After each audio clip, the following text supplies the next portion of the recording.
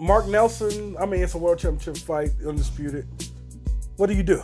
Shout out to Mark Nelson. Mark Nelson, that boy.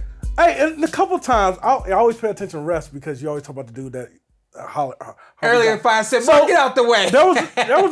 He knocked Fury and he went into the ropes.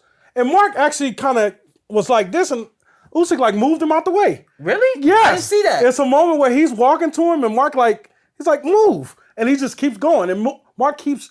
I don't know if he's trying to get up in there and like time it to slow it down. Do you know the quote the official rule for when you get punched and you fall into the ropes?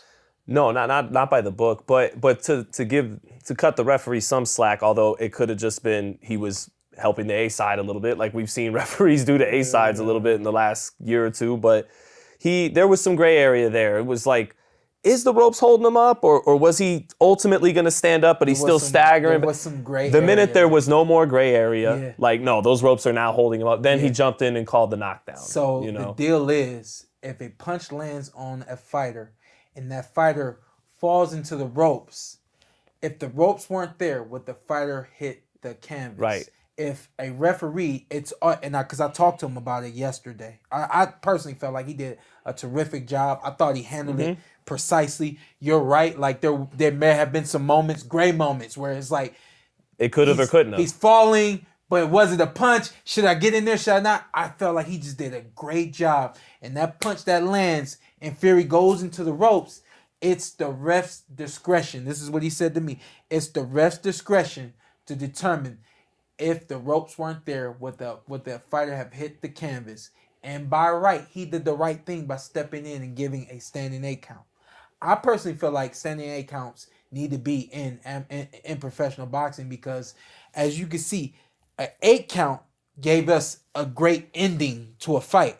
Whereas there are other refs that may have been in there seeing Fury's hands down. You're completely helpless. In some respects, he could have even stopped the fight because he was completely helpless, stumbling around, and he did not stop the fight. Instead, through his discretion, decided to give a standing 8 count, and we got a great, 3 or 4 more rounds after that because he did what I personally think I know needs to be done. And then after speaking to him, I said, yeah, you made the right call, and I understand the rule. As I understand the rule, you then explained it to me through text, and now I understand that my thought processes were right because I know that this referee did what I thought he should have done, and then he explained to me why.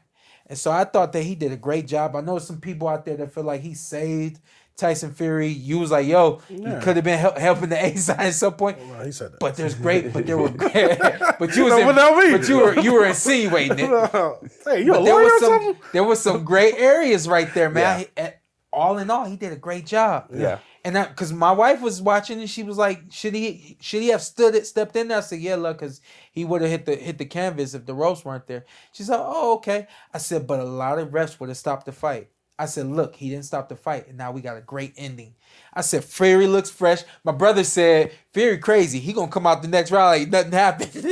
That's kind of how he came out, like nothing happened. And thank God Usyk won. Otherwise, this would have been hell. That'd sometimes I be wanting to give people the finger. I can't get a finger. I don't know who scored this fight for Fury. But that was crazy. All respect, and I understand what Fury was saying after the fight, but he did not win on any scorecard.